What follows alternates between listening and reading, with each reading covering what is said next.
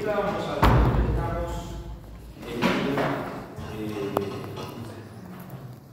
donde dejamos el jueves.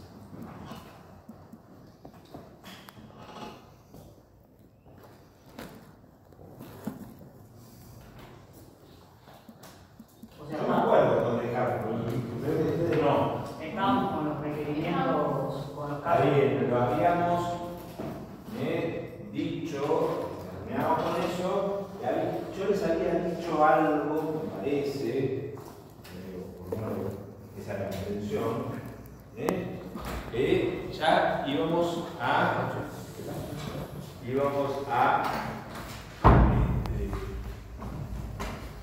avanzar en cómo estos visigodos terminan. Recuérdenme el apellido de los dos. Aguilar. Sí. Y Salazar. Salazar. Matías, tenés un 7 en el primer trabajo que estaba dando.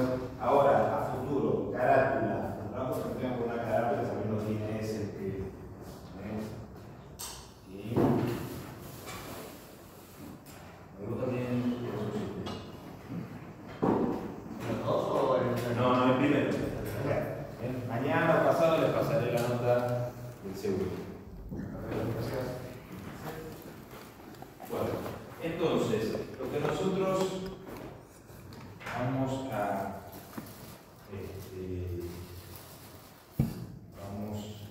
bueno, ya que estamos por las dudas, fuimos pasando. ¿Quiénes más están presentes que no tienen mucho trabajo? No, así ya hago la lista directamente. Me parece que están.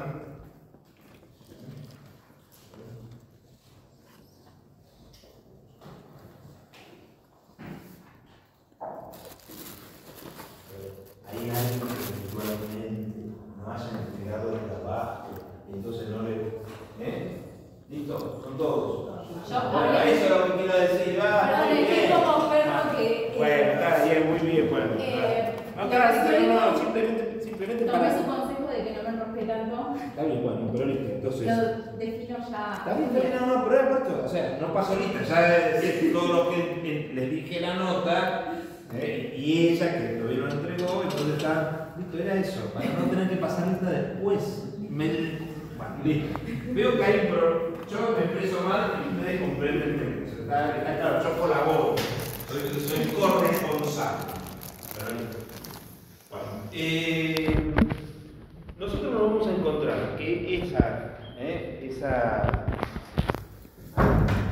experiencia institucional y jurídica de los visigodos colapsa, porque ahí sí, en este caso colapsa, con el ingreso de un grupo invasor que es el de los musulmanes.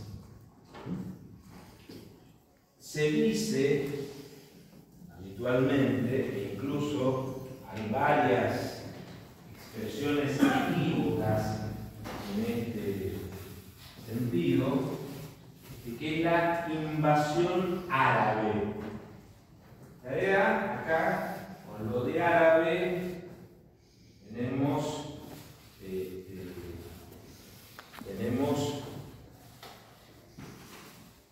una conjunción de elementos que pueden darnos, digamos, pueden dar sustento a estos equipos. Con lo árabe podemos hablar de un grupo étnico y podemos hablar de una lengua. Y a veces también de una cultura. Y eso muchas veces a nosotros nos conduce a errores. Por ejemplo, mucha gente que vive en Líbano o en Siria, o mismo en el Estado de Israel, son árabes cristianos, no árabes musulmanes. Hay una asociación entre árabe y musulmán, pero de hecho también vamos a mencionar, recuerden, ahora unos señores, una comunidad, unos señores que vivían en la península ibérica, que eran mozárabes, y que estos mozárabes se escribe M-O-Z árabe, mozárabe, un Z. Justamente la denominación de estas personas tiene que ver con que parecían árabes, sin serlo y siendo a su vez cristianos. Pero en líneas generales, esta idea de lo árabe fuerza las cosas. Los que entran son musulmanes, y en realidad la masa de los que entran a comienzos del siglo VIII son bereberes, son beduinos del norte de África, son marroquíes, argelinos, gente del Sahara, no son tipos de Arabia Saudita, esto es lo que les quiero decir. Entonces, los que ingresan son gente que adhiere a un culto nuevo.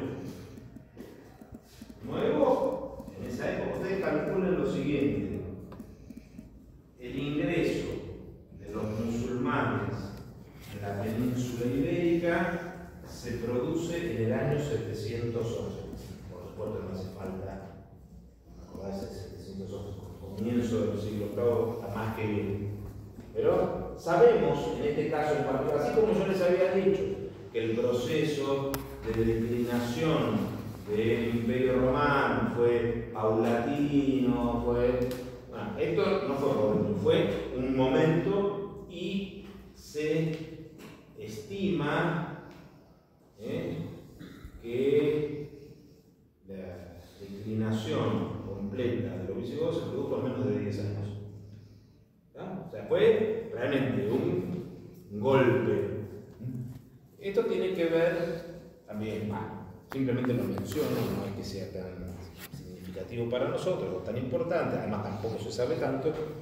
En realidad, ¿se acuerdan que nosotros hablamos de la tradición institucional visigoda de participación entre los guerreros? El rey entre los musulmanes era electivo, no era hereditario, y esto generaba que cada vez que se moría un rey hubiese un proceso sucesorio bastante violento. Y no solamente eso, si el rey no gobernaba bien y no controlaba bien las cosas, podía resultar derrocado. De hecho, había una pena,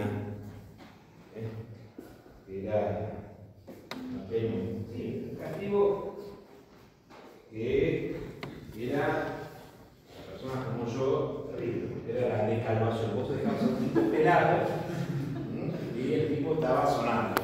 Bueno, o sea, a mí la pena no me la dieron, ya estoy fuera de juego. Vieron que esas imágenes, esos cuadros, un tipo de cabello largo, entonces estar sin cabello era algo terrible. Bueno, a un rey que hicieron la cama, precisamente lo drogan, el tipo se despierta y está sin cabello y sin la mano derecha. Una cosita así como. O sea, no es que lo dejaron, hicieron mierda, el tipo este quedó fuera de juego. O sea, sí, te corto el pelo y te corto la mano. Entonces, la vida política él estaba marcada así. ¿Eran sunitas o chiitas?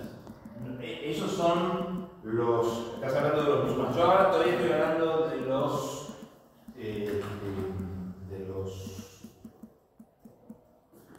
Visigodos. Pero volviendo a tu pregunta, en realidad, yo ahora tengo. Recordame, los sunitas son los que siguen la tradición, los chiitas. Los chiitas creo que son los que siguen la tradición de Mahoma, así que el rey tiene que ser el heredero de. Sí, por eso.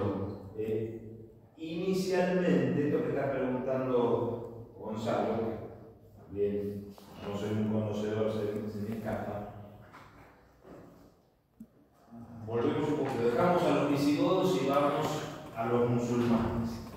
Los musulmanes tienen, para la época en la que estamos hablando, es una religión recién creada. Ustedes piensen en lo siguiente: Mahoma, al parecer, fallece alrededor del año 630 y algo, 636, una cosa por ahí. O sea que cuando llegan a la península ibérica, no habían pasado 80 años desde que Mahoma se había muerto. El islamismo es una religión que tiene un impacto, digamos, como si fuese un reguero de pólvora, de ser una religión de un grupo de comerciantes y beduinos de Arabia, o sea, ahí sí, de Arabia, de la península árabe. 100 años después, los musulmanes están, por un lado, ingresando a Francia. Hay un cantar de gesta, Carlos Martel se enfrenta a los musulmanes que ingresan por el sur de Francia y los derrota. Pero del otro extremo están llegando a la India, Afganistán y al Cáucaso. O sea, esto es 100 años. 100 años con la tecnología de la época, es muchísimo. O sea, en ese momento el Islam se está consolidando. Y la idea inicial es que la cabeza del Islam, que es una especie de papa y emperador, que es el califa, que los califas sean sucesores de Mahoma, o sea, que sean herederos de su familia de sangre o de su familia política. Y esto va a ser así más o menos unos 200 años, 250 años, hasta que hay una lucha palaciega. Ellos se van a establecer primero el califato en Damasco, después en Bagdad, capital de Siria, la actual capital de Irak, y hacia comienzo del siglo X, 900 y poquito, los que son la continuación de la familia de Mahoma son destronados, son asesinados, excepto uno o dos, uno o dos se van a refugiar en la península ibérica y en algún momento, lo que hoy conocemos como España, va a ser sede de otro califato. Va a haber dos califatos al mismo tiempo. Es la dinastía Omeya, que tiene, así como los visigodos se habían instalado en Toledo, creo que esto no se los había dicho, la capital de los visigodos va a estar en Toledo. La capital, en algún momento de la España musulmana, que se va a convertir en un califato, va a estar en Córdoba. En este sentido, también habrán oído hablar, en la tradición del gobierno islámico, hay algunos príncipes que reciben la denominación de emires, Emiratos Árabes Unidos, y que hay varios emires. En lo político, un emir tiene el máximo de poder, pero no tiene el poder religioso que tenía un califa. Recién en los últimos años, ese grupo fundamentalista que hubo, que todavía tiene algunos resabios por ahí dando vueltas, pero hablar del califato islámico en Siria, en el norte de Irak, en Líbano, pero en realidad es una cosa trucha. ¿Trucha en qué sentido? No hay una línea de continuidad interrumpida entre ese califato que existió más o menos hasta el año 1200 hasta que los musulmanes fueron aplastados por los mongoles, que es una cosa posterior, aunque después los mongoles, o varios mongoles, se convierten al islamismo. Esa expresión de un poder político ligado al poder religioso dura más o menos hasta el siglo XIII. Por eso es que también hay muchos musulmanes. Fíjense también, por otro lado, no sé si son conscientes de lo que pasa en el subcontinente indio, pero los musulmanes en algún momento entran en la India y tienen algún momento casi de hegemonía en la India, aunque no terminan de aplastar todos los reinos tradicionales hindúes, y por eso que hoy existe una situación de permanente conflicto al sur de los Himalayas, que hemos tenido una manifestación, conflicto que hay entre Pakistán y la India. La India es el actual territorio de la República India, ¿verdad? Eso formaba parte de una unidad, que era el virreinato inglés de la India, donde, supónganse, imagínense que la India es como si fuese un triángulo. Ven así, un triángulo, Ceilán está al sur, hacia el occidente está Pakistán, hacia el oriente está Bangladesh. Eso que formaba parte de una unidad tiene que ver, en buena medida, siempre la habilidad de los ingleses para joder en el mundo es notable, así que, lo que hicieron fue separar y de alguna manera enfrentar a los habitantes del subcontinente indio de tradición hindú con los habitantes del subcontinente indio de tradición islámica. En algún momento, tanto Pakistán como Bangladesh, que era llamado el Pakistán oriental, era el territorio donde la mayoría es islámica. Y de hecho, cuando la India se independiza en 1947, se da un proceso de migración masiva que se considera el proceso de migración masiva simultáneo más numeroso y violento del mundo contemporáneo, que lleva, no sé si a la muerte de más de 1 millón de personas. Digamos, la República India ha tenido una enorme capacidad marketinera de vender el país como el país de la paz. O sea, no hagan los quilombos que hay adentro. Me acuerdo hace un par de años vi una película muy simpática, está en Netflix, una comedia muy bien hecha. Ustedes saben que hoy por hoy, a diferencia de lo que también nosotros creemos, el principal centro cinematográfico del mundo no es Hollywood, sino que es Bollywood, en Bombay. O sea, hacen películas, muchas más películas que en Hollywood, y muchas veces la ven muchos más espectadores que las de Hollywood. Claro, en la India tenés 1.400 millones de tipos, cualquier cosa que tiene éxito en la India ya tenés y tienen, si les interesa, tienen unos estilos muy de la India, con baile, con ropas típicas, la chica que se enamora. Es la versión asiática de la telenovela mexicana o venezolana. La chica pobre que se enamora del rajá de no sé qué, el rajá le da bola, la convierte en esposa. Pero entonces, una de esas películas, ahora no me puedo acordar del actor, es muy bueno. Una de las cosas que marca es, claro, una chica hindú que se enamora de un chico de Pakistán. Claro, eso es imposible.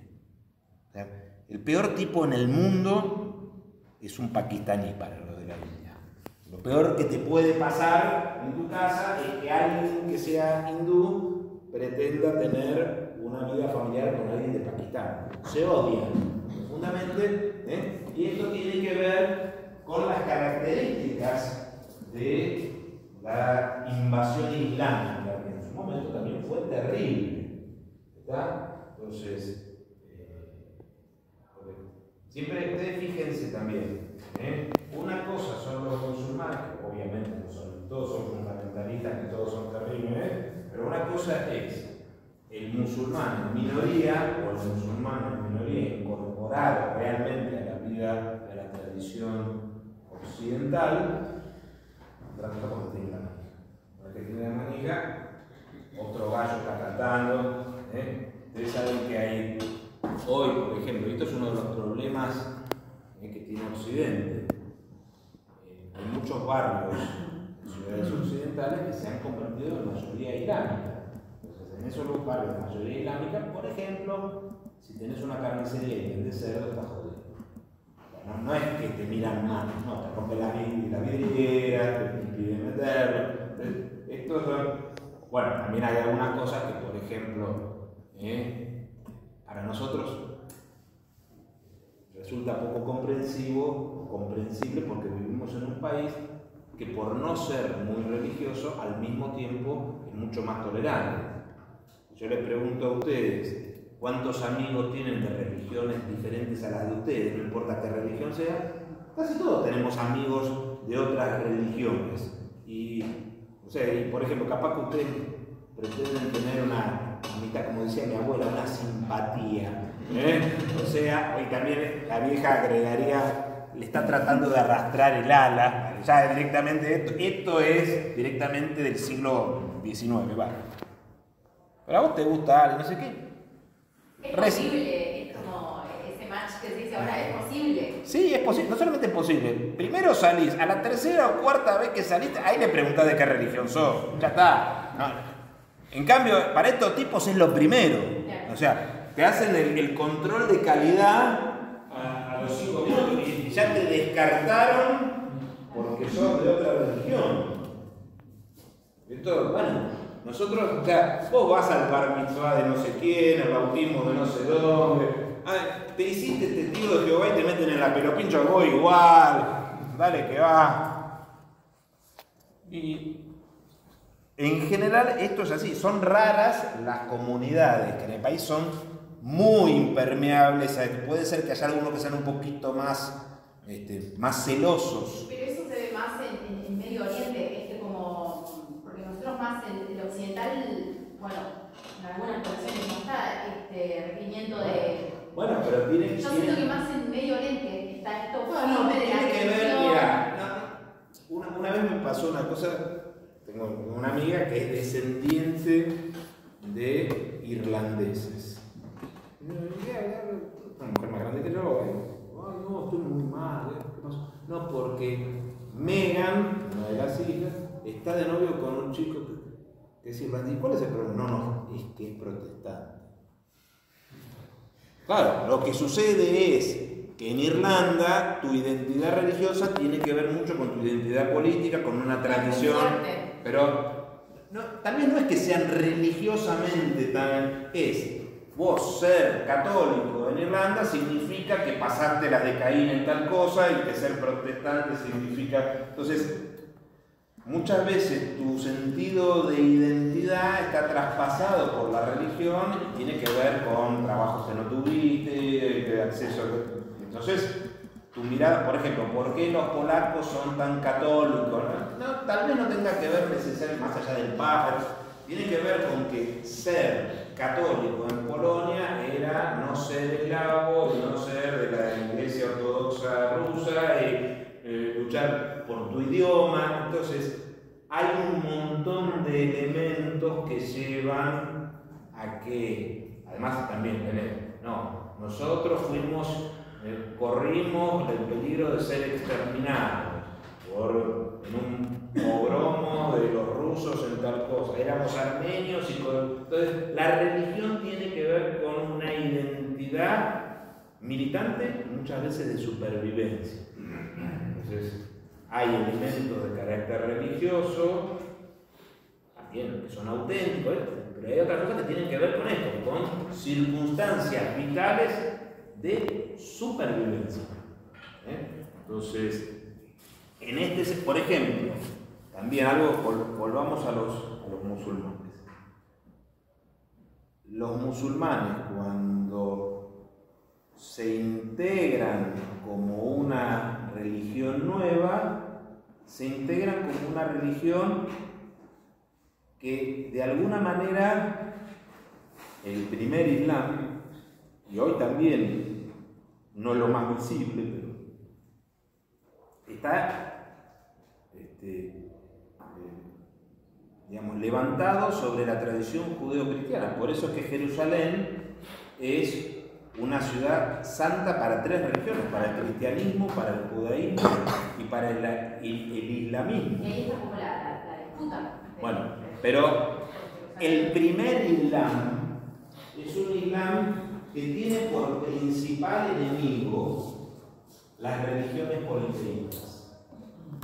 Entonces, por ejemplo, lo que persiguen, casi eliminaron, hay algunas comunidades en Irán y en Asia Central, pero lo que había en Persia era el zoroastrismo, que era una religión un poco así, animista, que tiene que ver con la fuerza de la naturaleza, el fuego, casi no quedan zoroastristas, hay algunas comunidades, por ejemplo, que tienen unas prácticas que, claro, para nosotros son no solamente extrañas, son molestas, pero vuelvo a decir también, las religiones tienen muchas cosas que dentro de nuestras propias religiones nos parecen muy razonables y muy tradicionales porque las venimos practicando desde siempre. Ahora, la dicen desde afuera y la mirá que queda visco.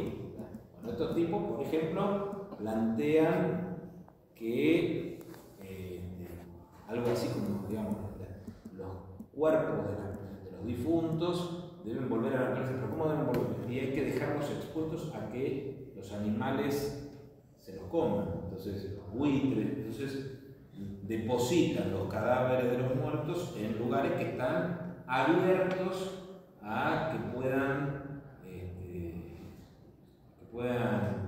ser objeto de alimentación de los buitres. Vos decís eso, que te imaginás tu ser querido, tu mamá, tu papá, que te estén morfando un buitre, es una cosa espantosa. Bueno, pero para ellos, en su lógica, bueno, entonces hacían enormes torres abiertas, para que la gente, una cosa es que vos pienses esto y otra cosa es que veas que viene un bicharraco y se lleva el hígado del difunto, es bastante espantoso. Bueno, pero entonces el Islam inicialmente fue fulminante con los cultos politeístas, o que no seguían con la tradición monoteísta de origen judeo-cristiano. Pero con los judíos y con los cristianos hubo bastante tolerancia inicial. De ahí, ustedes no sé si saben, pero todavía en Siria, en Irak, en Egipto, hay poblaciones cristianas que no son cristianas de evangelización del siglo XIX y XX, sino que son poblaciones cristianas que estaban cuando llegó el Islam. Por ejemplo, 10% de la población egipcia, casi 10 millones de personas, son cristianos coptos.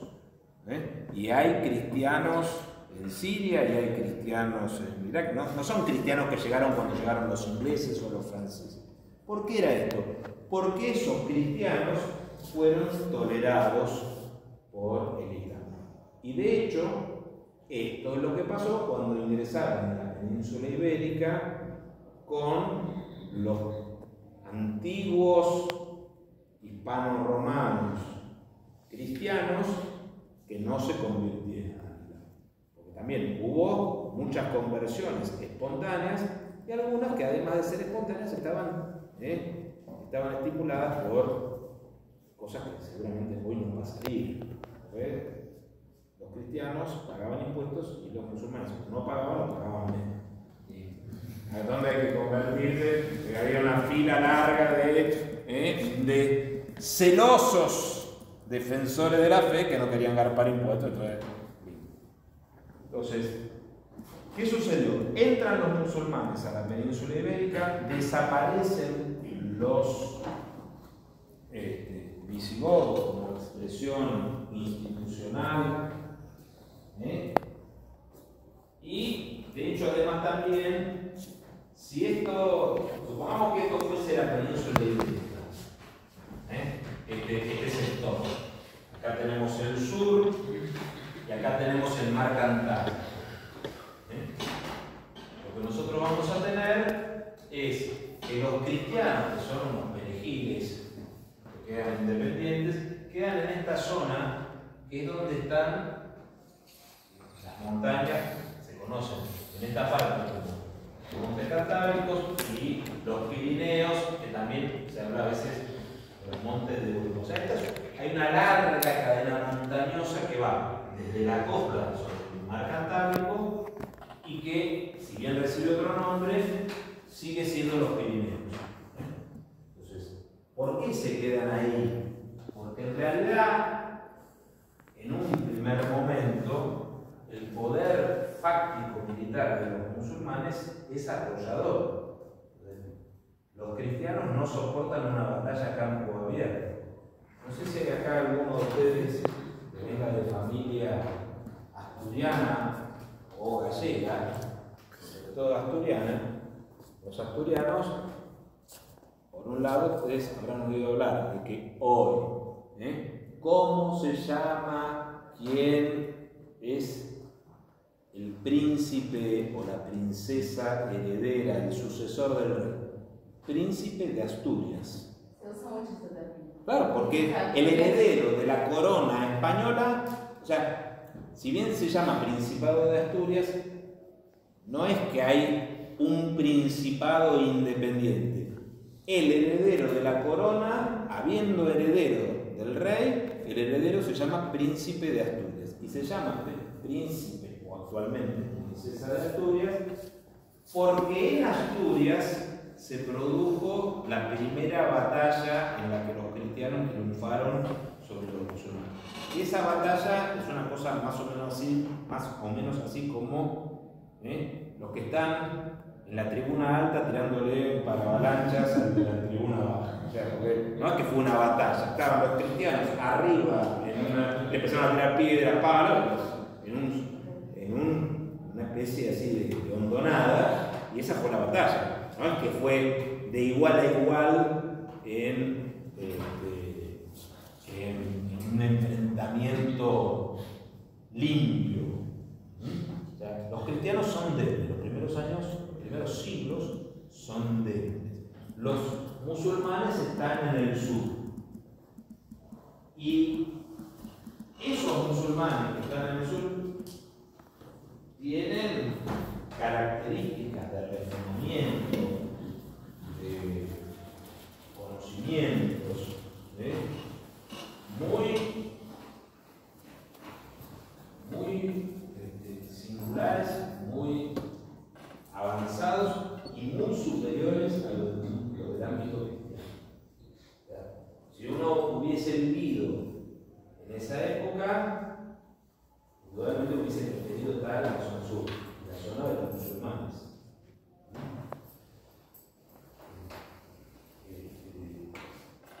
Muchísimas cosas, por ejemplo, buena parte del conocimiento de Europa Occidental rescató o tuvo en cuenta sobre el pensamiento clásico latino, sobre todo griego, lo tiene gracias a intelectuales del mundo islámico. O sea, Aristóteles, en buena medida, se conserva gracias a los intelectuales islámicos. Ahora, en el mundo islámico, nosotros nos vamos a encontrar es que lo que se utiliza es el derecho islámico. Es un derecho que, sin embargo, no tiene importancia para nosotros. Ojo, cuidado, no tiene importancia para nosotros, no quiere decir que no tiene importancia, no tiene...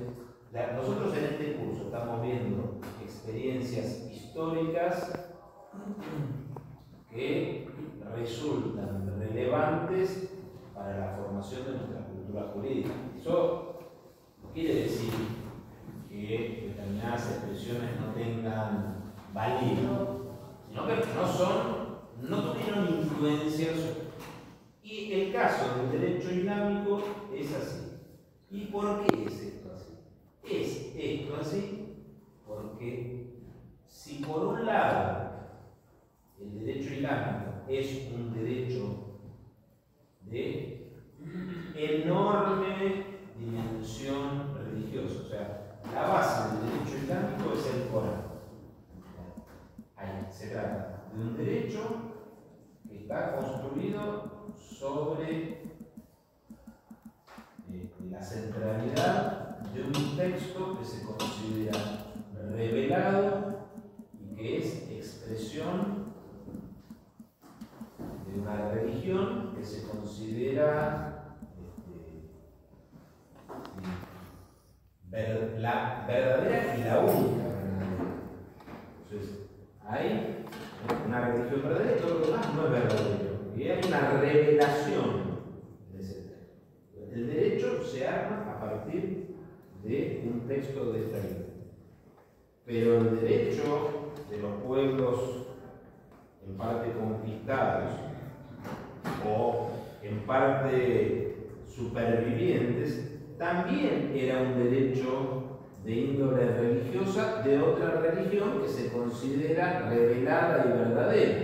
Entonces, esta es la explicación por la cual casi no hubo diálogo recíproco entre estos derechos, que son derechos, como el derecho de los visigodos, que es en parte el derecho romano, que es una transformación del derecho romano, es un derecho romano ya cristianizado, que se identifica por su adhesión y su sometimiento a criterios religiosos. Entonces, parece ser que hay alguna influencia normativa, algún diálogo normativo en algunas cositas muy específicas. Los que están trabajando esto, yo no lo conozco, pero dicen que en el derecho de aguas hay algunas influencias islámicas que pasaron después al derecho español. Esto tiene que ver con la irrigación de la tierra. Los musulmanes eran muy hábiles en este tipo de cosas y además era algo que estaba omnipresente. Pero lo que nosotros tenemos que pensar es: no hay diálogo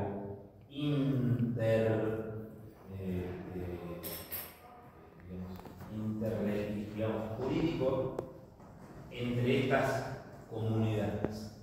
Los musulmanes, sin embargo, tienen, yo les dije, son respetuosos de las comunidades cristianas y judías. La comunidad judía que va a mantener barrios y adeptos. Ustedes piensen, la comunidad judía identifica, así como los musulmanes llamaban a la península ibérica Al-Andalus, y de ahí viene que la zona más tiempo sometida a la autoridad islámica hoy se llama Andalucía. Piensen en lo siguiente: Granada, que es la última ciudad en caer en manos cristianas en 1492. bueno, Granada tuvo 800 años en manos islámicas. Recién ahora pasan 500 años en manos cristianas. O sea, de los últimos 1300 años ha estado más tiempo en manos islámicas que en manos cristianas. Y los judíos llamaban a la península ibérica Sefarad. Por eso que hay una comunidad o un sector del mundo judío que es el de los sefaradíes. Tiene rasgos más. Tienen rasgos diferentes, son más morenos los sefaradíes. O sea, hay gente de la comunidad que es más blanca, que son de los que vienen de Polonia, del centro europeo. Pero en general los sefaradíes que fueron expulsados de la península ibérica en 1492, después se trasladaron y se instalaron en el Mediterráneo, en Marruecos, en Argelia, en Grecia, en Turquía, pero siempre añorando querer volver. Ustedes saben que ahí hay una frase, una identificación de la época de la expulsión del judío de la península ibérica. ¿Ustedes escucharon la frase? Fulano tal está mostrando la hilacha. ¿Qué significa mostrar la hilacha? Supuestamente lo que realmente uno es. Yo no conozco el nombre técnico, pero hay judíos ortodoxos que usan, los emiten, tienen un paño que rodean su cintura que tiene que ver con determinadas exigencias rituales y respecto de tradiciones religiosas. Cuando los judíos son expulsados de España, algunos no todos les dieron la posibilidad de convertirse al cristianismo. Y la expulsión fue fulminante y hubo efectos sociales y sobre todo también patrimoniales. No sé si dieron 90 días para o te convertís o te vas. Lógicamente, cuando pasan este tipo de exigencias tan terminantes, imagínate, no tienes que salir a vender tu casa. Tu casa vale 100 y te dan 20, sueldo. Algunos decidieron no convertir. Ahí es que empezó, digamos, no es la única función, pero la Inquisición tenía como función no perseguir a los de otras religiones, perseguir a los cristianos truchos. ¿Dónde estaban? Los judíos que se habían convertido. Estos eran, se llamaban judíos conversos, algunos se habían convertido realmente a la fe. Ustedes saben que el gran inquisidor, el gran inquisidor que fue Juan de Torquemada, era un cristiano nuevo, o sea, era judío. Esto también muchas veces dice que, verdad, no hay peor cosa que la fe del neófito, del recién convertido. Es peor que. Entonces, ¿qué pasaba? Había un montón de judíos que se habían convertido, no eran verdaderamente cristianos. Entonces seguían usando esa ropa y entonces se veía la hilacha. Estás mostrando la hilacha, o sea, estás mostrando que no sos un cristiano verdadero. O sea, es una expresión antisemita la de mostrar la hilacha, aunque nosotros hoy no somos conscientes De lo que estamos diciendo de la con carga discriminatoria. Pero bueno, los refranes tienen sus historias, a veces más amables, a veces menos amables. Por ejemplo, hay otra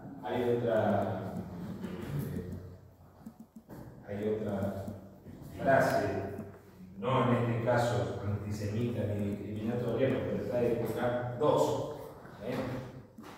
Una que es tratar de quedarse con el oro y el moro. Y esto tiene que ver con que dentro de los conflictos que solía haber entre cristianos y musulmanes, los musulmanes solían llamarlos moros, que tiene que ver con ser musulmán, pero también como eran bereberes y eran un poco de piel un poco más oscura,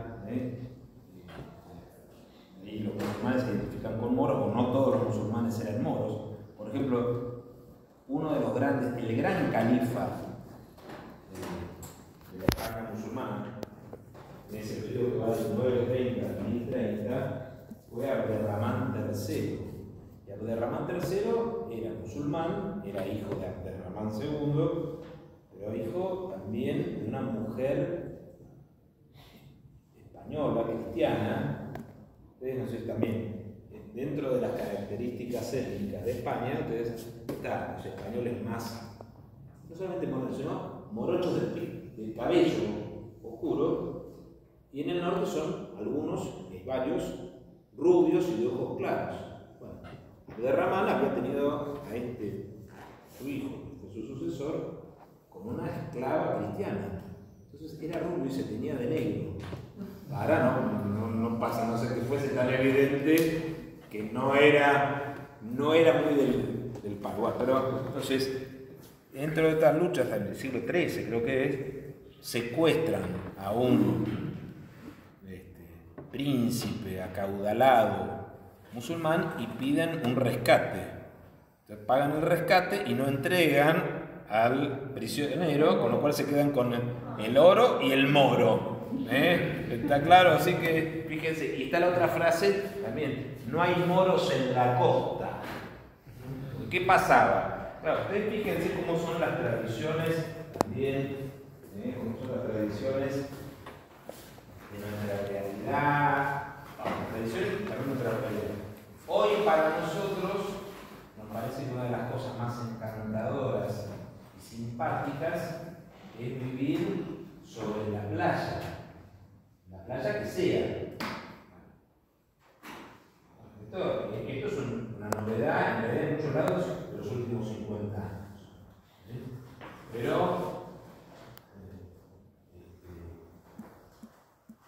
yo que les conté, mi mujer es brasileña, de una ciudad, una playa bellísima, no conocida a nivel turístico, la más linda de Brasil.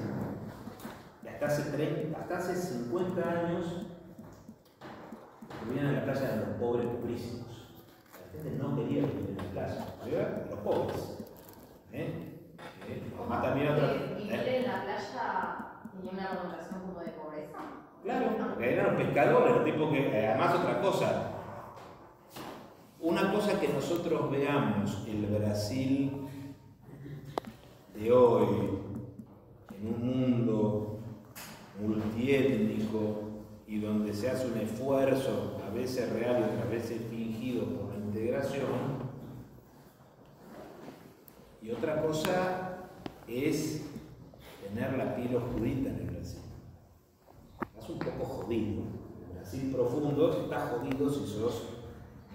Pues, nosotros los argentinos tenemos la fantasía del Brasil intercultural, interreligioso, que toda la gente es buena. Toda la gente es buena, y si sos negro, vivís un poquito peor. Claro, o sea, te cuesta todo un poquito más. Entonces, por ejemplo, la gente no tenía ningún deseo en Brasil de tomar color. Vos tomás color y pareces más negrito de lo que sos. Entonces estás más condenado a que te vaya peor. Entonces, por ejemplo, las mujeres usaban sombrillas para no broncearse. Usaban manga larga. ¿Puedes decir manga larga? Sí, manga larga. Eso de la piel y el contacto con el aire de mar es una cosa que Si ustedes ven fotos de la oligarquía carioca de 1920, van a ver además las cosas que son insólitas. O sea, gente con tapado de pie, no vamos a decir. Solo de ver la foto te da calor.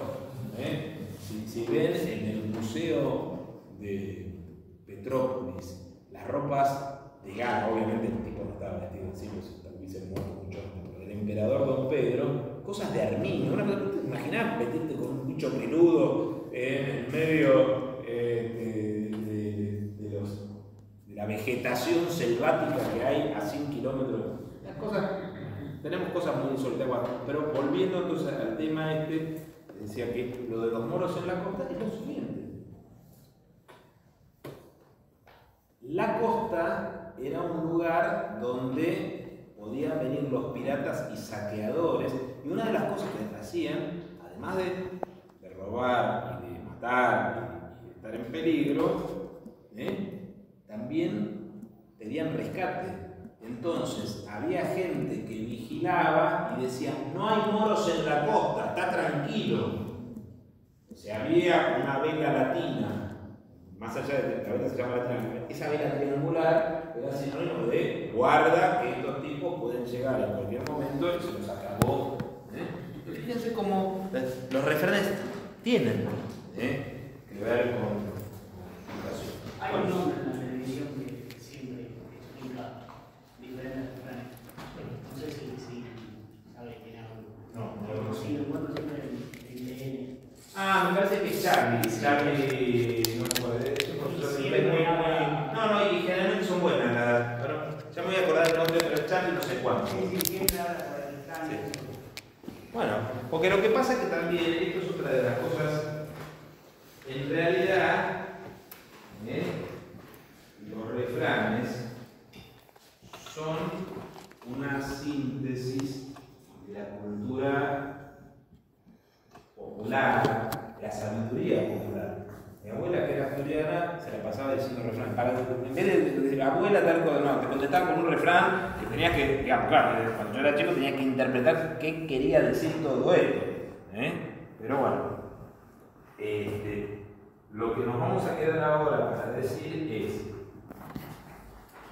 dadas las características que tienen los musulmanes y su actitud frente a los de las religiones monoteístas, sean del judaísmo, sea del cristianismo, es: ustedes pueden vivir bajo nuestra autoridad. Vivirán, en todo caso, en comunidades separadas de las comunidades cristianas, pero pueden vivir.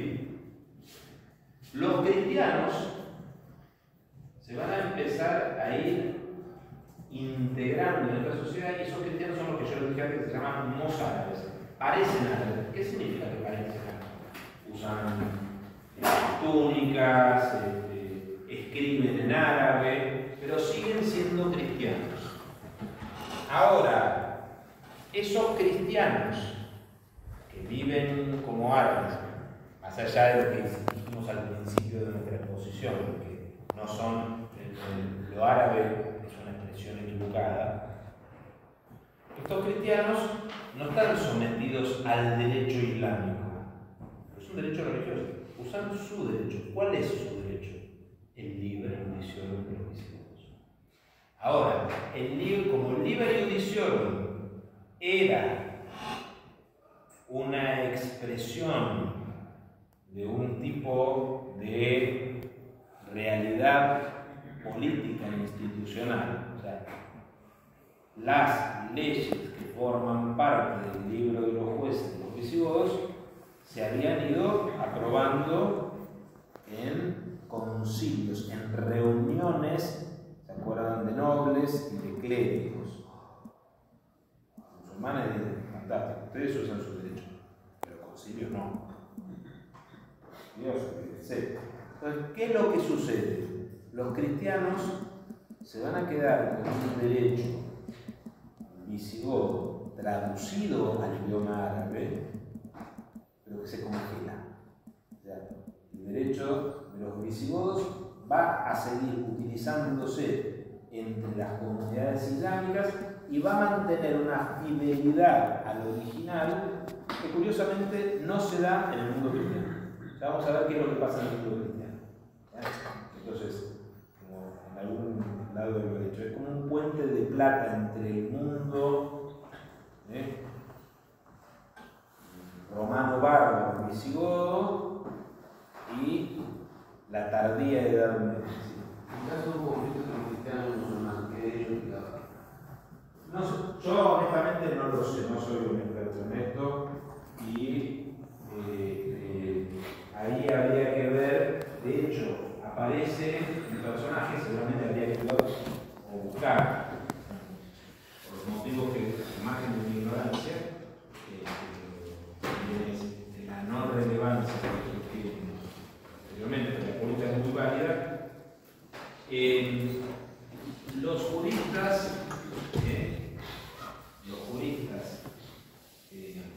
islámicos se conocen como al-faqíes, habría que ver estos al-faqíes que entendían, que explicaban, y hay un personaje que acompaña a las autoridades políticas y que tiene un papel parecido al de los pretores romanos, que es el cadí.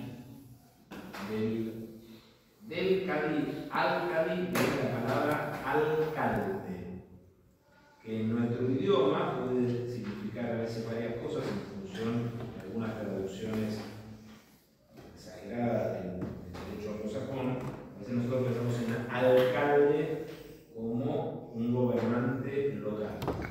En la tradición del derecho castellano viene la denominación, no la función que viene del mundo islámico. El alcalde es un juez con capacidad, en este caso en el mundo islámico, de crear derechos. Entonces, supongo, esto es una suposición, no es una respuesta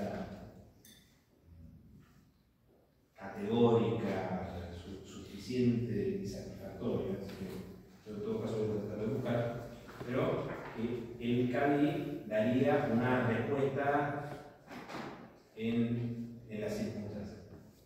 Obviamente tiene que haber habido conflictos, pero eran comunidades tan aisladas que los conflictos eran muy reducidos o poco significativos. ¿Sí? Se me acuerda que bueno, dejamos por acá. Como ya les pasé lista, recuerden lo que dije antes. No les paso lista ahora. Dios mediante, nos vemos el día jueves. Yo mañana, si Dios quiere, o el miércoles, a más tardar, les estoy mandando la calificación del 2.